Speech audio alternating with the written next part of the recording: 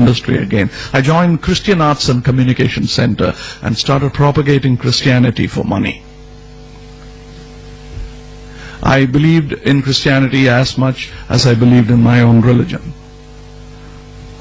I learned about Christianity. I learned about, in retrospect, I started looking at my own religion.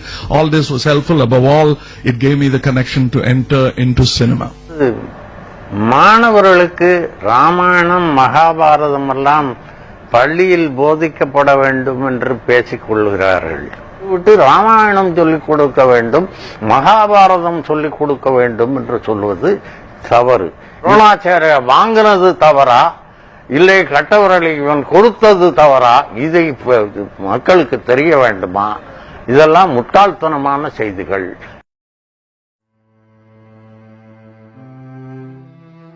The life of a person who has died. We have come today to honour for all the many achievements in his life, his great love of the family, and above all, Today, I have not prepared my speech either. Lay a finger of criticism on the fact that medicine and education in India has been thanks due to the Christian missionaries here. Whatever I think of Christianity or God doesn't matter. The service they have done to man is very touching. And that is what you see in Anbai Selvam. வெள்ளக்கார கடவுள்னு யாரு போய் சொன்னது? அவர் ஆசியாவில் பாலஸ்தீனத்துல பிறந்தார். அவருக்கு ஆங்கிலமும் பேச தெரியாது, கோட்டு சூட்டும் போட்டதில்ல. முழுசா தெரிஞ்சுக்காம எதையும் பேசப்படாது. பாரத மாதாவுக்கும் தமிழ் தாய்க்கும் என் வணக்கங்கள். கமலஹாசன் ஒரு கம்யூனிஸ்ட் அப்படின்னு வெளிப்படையா தன்னை வெளிக்காட்டிக்கிறார். நான் ஒரு கம்யூனிஸ்ட், நான் ஒரு கடவுள் எதிர்ப்பாளர் அப்படின்னு. ஆனா அவர் இந்து கடவுள்களை தவிர வேற எந்த கடவுளையும் வெளிப்படையாக எதிர்த்தது கிடையாது. இந்தியாவில் மட்டும் இந்த ஒரு பழக்கம் இருக்கு. எந்த நாத்திகவாதியாக இருந்தாலும் கம்யூனிஸ்டுகள் உட்பட இல்ல தீக்காக்காரங்க முழுமையாக அவங்க இந்து கடவுள்களை எதிர்ப்பதும் இந்துக்களோட பழக்கங்களை எதிர்ப்பதுமாக இருப்பாங்க.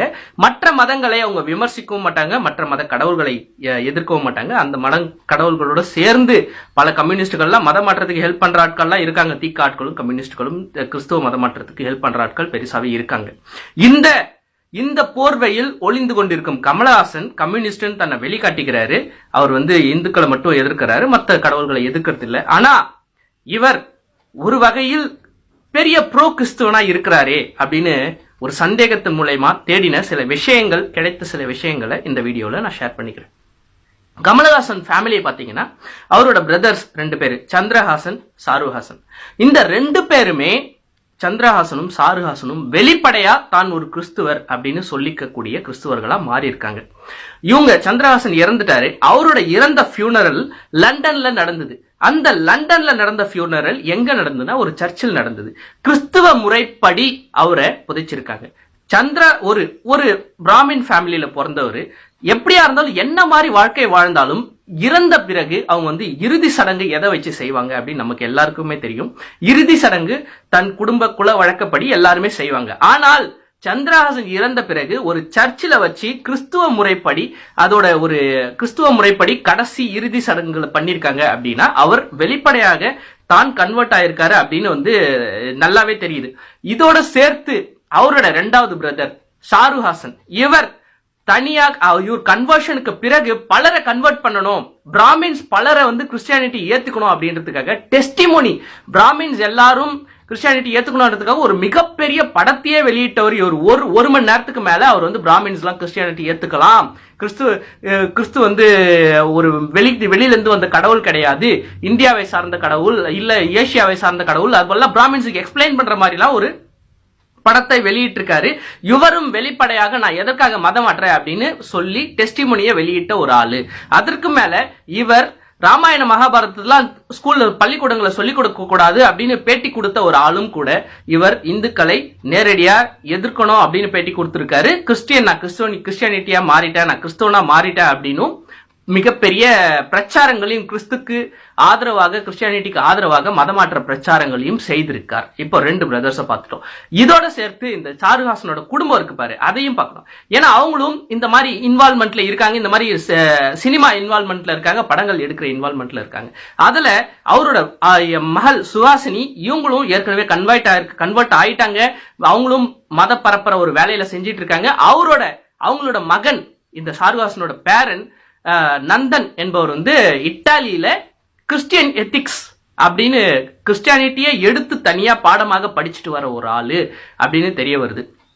மணிரத்னம் எடுத்துக்கிட்டா கமலஹாசனை போலவே மணிரத்னமும் தன்னை ஒரு கம்யூனிஸ்ட் அப்படின்னு சொல்லிக்கிற ஒரு வெளியே.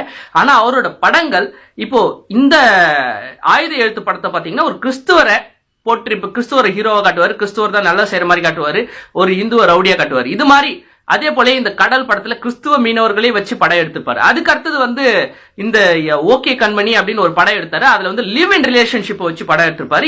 இந்திய கலாச்சாரத்துக்கு அகேன்ஸ்டா இருக்கிற ஒரு சில இது வச்சு படம் எடுத்திருப்பாரு. தொடர்ந்து அவரோட படங்கள் அப்படி ரீசெண்டா வர படங்களை பார்த்தோன்னே கிறிஸ்டியானிட்டிய ப்ரோ கிறிஸ்டியன்ஸா படம் எடுப்பதும் இந்துக்களை எங்கேயாவது மட்டம் தன்ற மாதிரி படம் எடுப்பதுமாக இருந்து கொண்டிருக்கிறார். அவர் கம்யூனிஸ்டுக்காக தன்னை வெளிக்காட்டி கொண்டாலும் உள்ளுக்குள்ள இருக்குது கிறிஸ்டியானிட்டி, மதம் மாறின கிறிஸ்டியன் அப்படின்னு தெரிய வருது. இப்போ கமலஹாசனுக்கு வந்தீங்கன்னா கமலஹாசன் அவரோட பழைய ஒரு பேட்டியில தானாகவே சொல்லியிருப்பார், கிறிஸ்டியன் மீடியா சென்டர் அப்படின்ற ஒரு மீடியா சென்டர்ல தான் ஜாயின் பண்ணி தன்னோட இளமை காலங்கள்ல அதுல ஜாயின் பண்ணி கிறிஸ்டியானிட்டியே நான் பரப்பின கிறிஸ்துவ பரப்புற வேலையை செஞ்சேன் அப்படின்னு அவரே தானாகவே சொல்லியிருப்பார். அதற்கும் மேல இந்த அன்பே சிவம் படத்தை அவர் பெருசா எக்ஸ்பிளைன் பண்ணுவார். எப்படி கிறிஸ்டியன் மிஷனரிஸ் எல்லாம் பெரிய அவங்க, நான் கிறிஸ்டியானிட்டியை பத்தி நான் இயேசுவை பத்தி என்ன நினைக்கிறேன்னு பிரச்சனை இல்லை, ஆனா கிறிஸ்டியன் மிஷனரிஸ் எவ்வளவு பெரிய சேவைகள் செய்யறாங்க பாருங்க, அதுதான் நான் அன்பே சிவம் படத்துல நான் காட்டுறேன், அதை தான் நாங்க பெருசா காட்டுறோம் அப்படின்னு. அந்த படத்தோட பேரனோ வேற, ஆனா அவர் புகழறது என்னமோ கிறிஸ்டியன் மிஷனரிஸ் தான் அந்த படத்துல வந்து பெருசா பண்றாங்க அப்படின்ற மாதிரி அவர் காட்டியிருப்பாரு. அவரோட பேட்டியிலையும் அது சொல்லியிருப்பாரு. இப்போ ரீசெண்டா ஒரு இந்து மக்கள் கட்சி கூட ரீசெண்டா போய் ஒரு புகார் கொடுத்தாங்க. கடந்த ஆண்டு போலீஸ் நிலையத்தில் என்ன புகார் கொடுத்தாங்கன்னா, கமலஹாசனுக்கு இந்த மாதிரி ஒரு தவறுதலான ஒரு வழியில கிறிஸ்டியன் மிஷனரிஸ் எல்லாம் ஃபண்ட் பண்றாங்க, அவரோட என்ஜிஓக்கள் மூலமா இந்த மையம் ஃபண்ட் பண்ணிக்கிட்டு இருக்காங்க அப்படின்னு ஒரு புகாரை கொடுத்திருக்காங்க. அதோட ஒரு விசாரணையோ உண்மைத்தன்மை என்னையோ அதனை பத்தி ஒரு டீடைல் இன்ஃபர்மேஷன் நமக்கு கிடைக்கல. ஆனா ஒரு டவுட் கண்டிப்பா இருக்குது.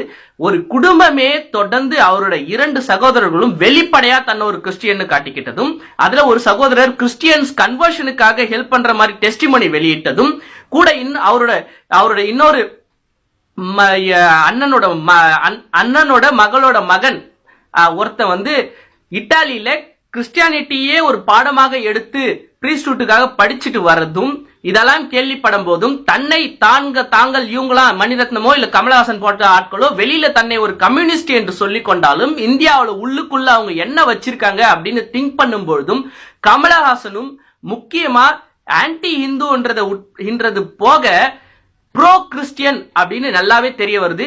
அவர் ஒரு உள்ளுக்குள்ள கிறிஸ்துவராகவும் இருக்கலாம். அவருக்கு இந்த மாதிரி கிறிஸ்டியன் என்ஜிஓஸ் எப்படி இந்து மக்கள் கட்சி புகார் கொடுத்தாங்களோ அதுபோல கிறிஸ்டியன் என்ஜிஓஸ் பெரிய சப்போர்ட்டை பண்ணிக்கிட்டும் இருக்கலாம் அப்படின்னு நம்ம முடிவு செஞ்சுக்கலாம். இதுல ஒரு கட்டமா நீங்க ஒரு உதாரணத்தை ரீசெண்டா நடந்த ஒரு உதாரணத்தையும் பார்க்கலாம். கமலஹாசன் பெருசா அவரோட பிரபகண்டாவில வெளியில எடுத்து எலெக்ஷன் டைம்ல வெளியில எடுத்து விடுவதும், இன்னைக்கு கூட ஒரு வீடியோ விட்டுருக்காரு. அதுல வந்து அவங்க பலருக்கு வந்து வெளியில எடுத்து எமோஷனலா சொல்லுவதும் என்னன்னா, தூத்துக்குடி கலவரம், அதுல சுட்டுக் கொல்லப்பட்ட ஆட்களை பத்தி தான் அவர் பெருசா பேசுறாரு. தொடர்ந்து அந்த தூத்துக்குடி கலவரத்தை முழுமையா ஊக்குவித்து அந்த தூத்துக்குடி கலவரத்தை பெரிய கொழுந்து விடக்கூடிய ஒரு மிகப்பெரிய போராட்டமா மாறந்திய போனா அந்த போராட்டம் சிறிதளவில் நடந்துட்டு இருந்தது. அந்த போராட்டத்தை பிரபலப்படுத்தி தமிழ்நாடு முழுக்க பேச வச்சியும் அந்த போராட்டத்தை பெரிய அளவுல வளர்த்து விட்டதும் யாருன்னா கமலஹாசன். அங்க கமலஹாசன் விசிட் பண்ணதுக்கு பிறகுதான் அந்த போராட்டமே பெருமளவுல வளர்ந்து விடப்படுகிறது. அந்த போராட்டத்தை கையில எடுத்துதான் இவர் வந்து எலெக்ஷன் டைம்ல இங்க பாருங்க தமிழக அரசு இப்படி சுட்டுக் கொன்றது அப்படின்னு எமோஷனலா மக்கள் கிட்ட ரீச் ஆகிட்டு இருக்காரு. அந்த போராட்டத்தை தூத்துக்குடி போராட்டத்தை பெருமளவுல நடத்தது யாருன்னு பாத்தீங்கன்னாலும் இந்த கிறிஸ்டியன் மிஷனரிஸோ மக்கள் அதிகாரம் என்ற கிறிஸ்துவ ஆன்டி இந்து இமேஜ்ல இருக்கிறவங்களும் இல்ல கம்யூனிஸ்ட போற்றக்கூடியவர்களும் அப்புறம் இந்த மோகன்சி லாசரஸ் போன்ற கிறிஸ்டியன் மிஷனரிஸ் சர்ச்சில இருந்து வந்துலாம் அவங்க போராட்டம் நடத்துறாங்கன்றதெல்லாம் பார்த்திருப்போம். அதிலையும் கமலஹாசன் சம்பந்தப்பட்டிருக்கலாம் அப்படின்றதும் எனக்கு ஒரு சந்தேகமா இருக்குது. மொத்தமா இது ஒரு கன்க்ளூசிவா பாத்தீங்கன்னா கமலஹாசன் ப்ரோ கிறிஸ்டியன், அவருக்கு கிறிஸ்டியன் மிஷனரிஸ்ல இருந்து பெரிய சப்போர்ட் கிடைச்சிக்கிட்டு இருக்கு. கமலஹாசனும் கிறிஸ்துவராக இருக்கலாம், ஆனால் நிச்சயமாக அவர் குடும்பம் எல்லாம் கிறிஸ்டியானிட்டியில மாறிட்டாங்க. அவரும் கிறிஸ்டியானிட்டியை தேடி போயிருக்கலாம், இல்லை உள்ளுக்குள்ளே வைத்துக் கொண்டு கம்யூனிஸ்ட் வெளியில சொல்லிக்கிட்டும் இருக்கலாம் என்றதான் என்னோட கன்க்ளூஷன். பார்த்த அனைவருக்கும் நன்றி, வணக்கம், ஜெய்ஹிந்த்.